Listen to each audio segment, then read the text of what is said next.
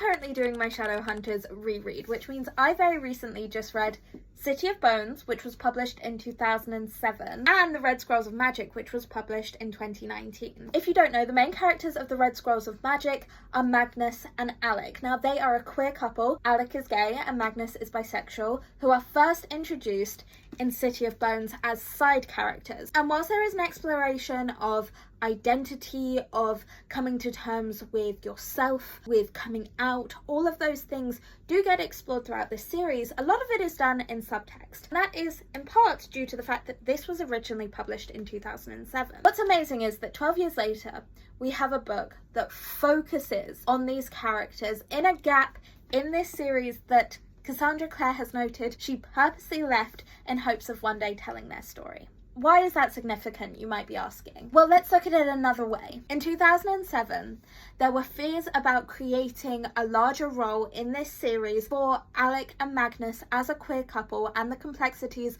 of navigating their first relationship, of navigating a relationship as Shadowhunters and Downworlders, and of navigating queer relationships in the Shadowhunter world, because there was a risk associated with it for publishers. They did not know how libraries, how readers, how parents, because this is a YA series, would react. By 2019, not only has there been a proven need for this representation, but there has been proven reader interest. This couple is one of the most popular couples in this series, and yes, some people note that their appearances throughout the rest of the series become a little bit fan servicey, but what I think this proves in giving them this book in a gap that was originally written as a potential gap for their story to exist within, it shows the progress that has been made. It shows the power of literature to not only reflect current social attitudes but help to fight to improve social attitudes, and it also shows